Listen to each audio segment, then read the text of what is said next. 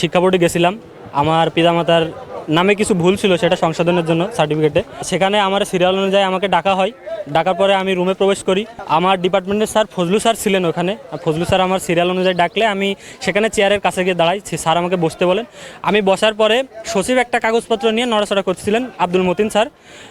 উনি হুট করে আমার দিকে তাকায়, আমার এখানে কলার ধরেই বলতেছে, শালা তুই আমার রুমে হেডফোন গলায় দিয়ে আসিস।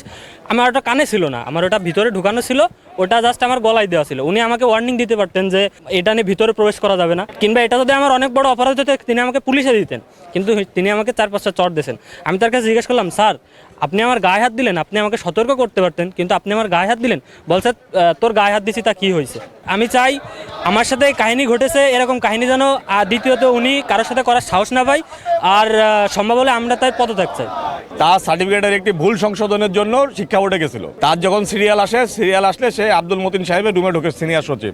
তার গলায় হয়তো একটি হেডফোন, আপনারা তো জানেন এখন স্টুডেন্টরা গলায় একটু হেডফোন দেওয়া থাকে। তার গলায় হেডফোন দেওয়ার কারণে সে শিক্ষা সচিব উঠেই তাই এই শালা আমার রুমে তুই হেডফোন গলায় ঝুলায় ঢুকলি কেন বলে তার 2 গালে 4টা-5টা থাপ্পড় দিয়েছে। এটা ভুল হতে পারে, তার ভুলটা আপনি সংশোধন করে দেন। সে যদি অপরাধ করে থাকে তাকে পুলিশ ডেকে ধরাই দেন, কিন্তু আপনি কি গায়ে হাত দিতে পারেন?